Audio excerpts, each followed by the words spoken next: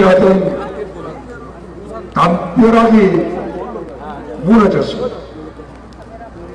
박근혜 대통령이 오늘 기소가 됐다고 합니다. 549억 뇌물수수 혐의도 있다고 합니다. 근데 자세히 들여다보면 박근혜 대통령이 돈 받은 게 단 한 푼도 없어요. 한 푼도 없어요. 박 대통령이 받은 돈은 단돈 1원도 없어요.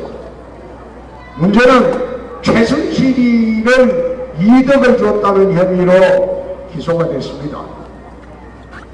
참 안타까운 일입니다. 무너진 담벼락을 보고 우리 TK 주민들이 안타까워할 시간이 없습니다. 이제 대선은 안 남았습니다. 홍준표가 TK의 새로운 담벼락이 되겠습니다.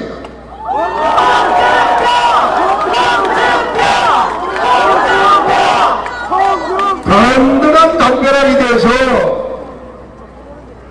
홍준표가 5월 9일 직권을 내야지 박근혜 대통령 재판이 공정하게 진행이 될 겁니다. 만약 야당이 집권하게 되면 탄핵의 진실도 밝힐 수가 없고 재판도 공정하게 진행이 되지 않을 겁니다. 5월 9일 홍준표가 이 TK의 든든한 담벼락 대통령이 되도록 하겠습니다.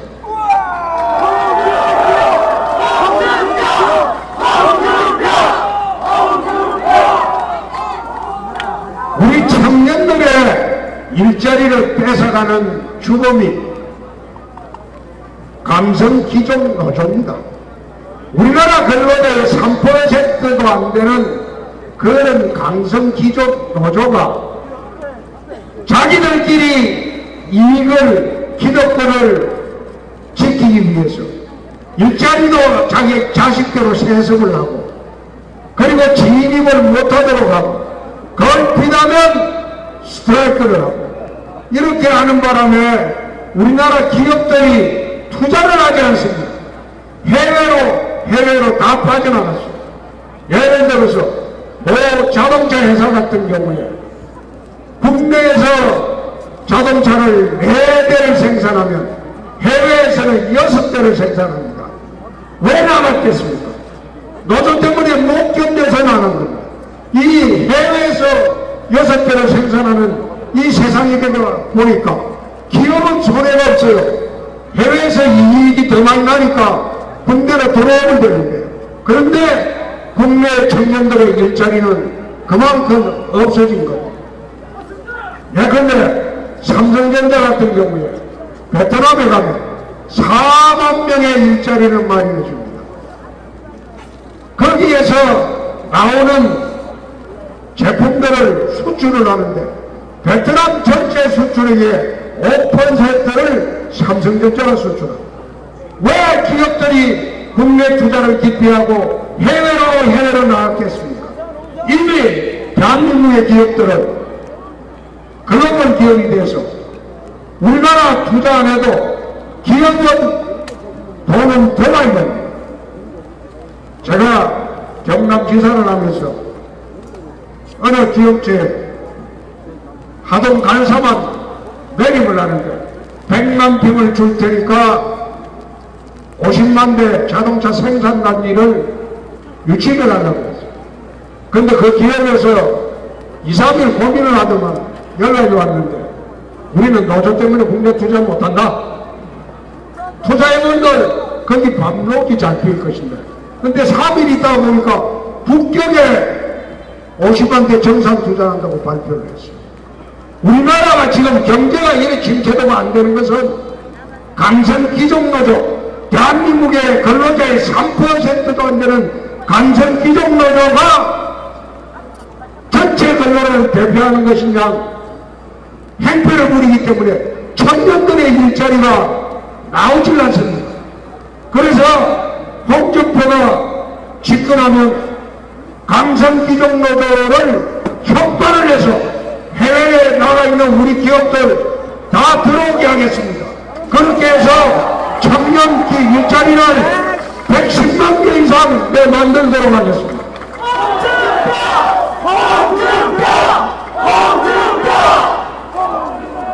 이 강성기적으로 싸워서 이긴 사람은 87년도 이래로 홍준표밖에 없습니다. 내 진주 어려운 배울 때 3년을 싸워서 내가 이겼습니다. 한국을 받았습니다. 그래서 홍준표가 집권하면 청년 일자리를 문재인 후보는 공공 일자리 만든다 이래 이야기를 하는데, 공공 일자리 만든다는 것은 국민들 세금 나눠먹기다. 그건 아무 일자리 만드는 게 아니에요. 여러분들이 내는 세금을 같이 나눠먹잖아요. 공무원 하나가 할 수 있는 일자리를 세 사람 네 사람으로 늘려나면 또 야당에서 근로시간 단축한다고 그러잖아요. 단축해가지고 자꾸 단축하면 임금이 줄어야 되죠. 또 근로시간 단축한다고 하면서 임금은 또 안 줄인대요. 기업이 그렇게 하겠습니까? 그래 안 하죠. 그리스가 그렇게 해서 망했습니다. 공공 일자리만 만들어 놔놓고 세금만 나눠먹고, 기업의 하도 강성 기종 노조 때문에 기업은 그리스는 제조업이 없습니다. 제조업이 없이 전부 공공 일자리만 있어요. 전체 일자리의 40%가 공무원하고 자기들끼리 세금 나눠서 먹는 것 뿐입니다.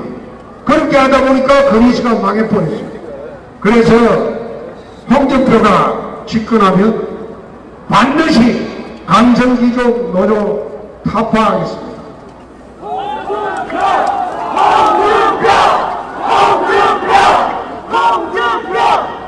또 하나 이야기하겠습니다.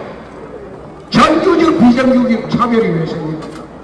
지금 비정규직이 정규직보다 훨씬 많습니다.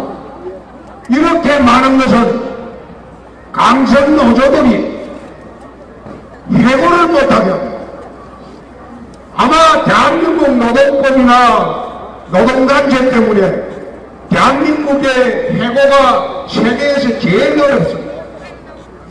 해고를 못하게 하니까 기업이 정규직 채용을 안 합니다. 전부 비정규직으로 들어가요.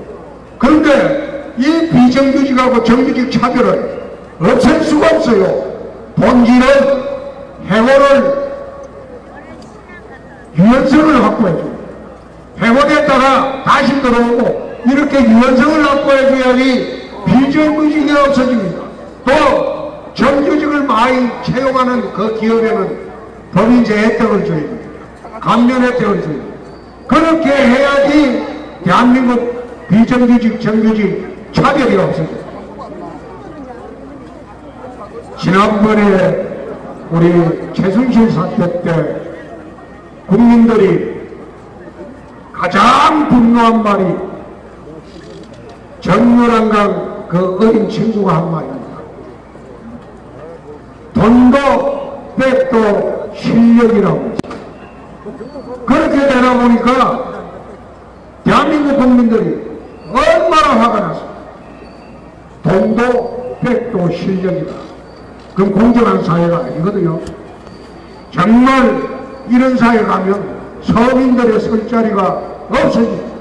그래서 홍준표가 집권하면 돈도 백도 통하지 않는 내 정의로운 대통령이 한번 되어볼 것입니다.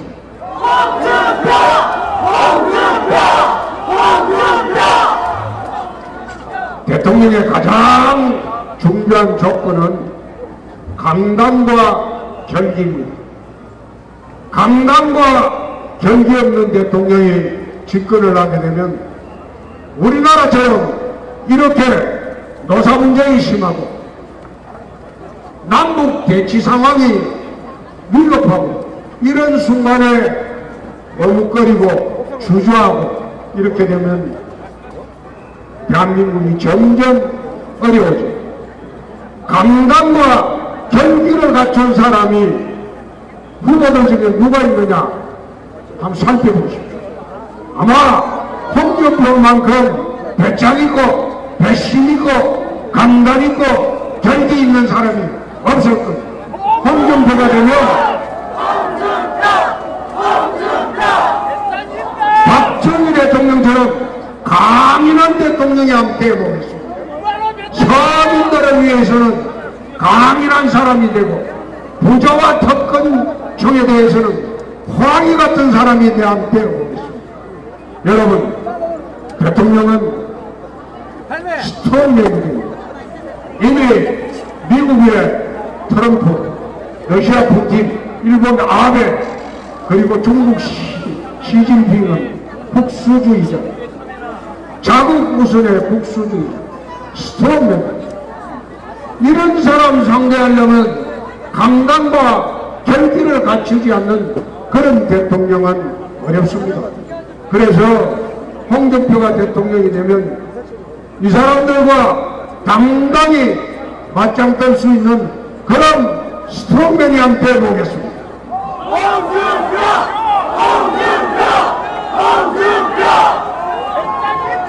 이번 선거구도는 간단합니다.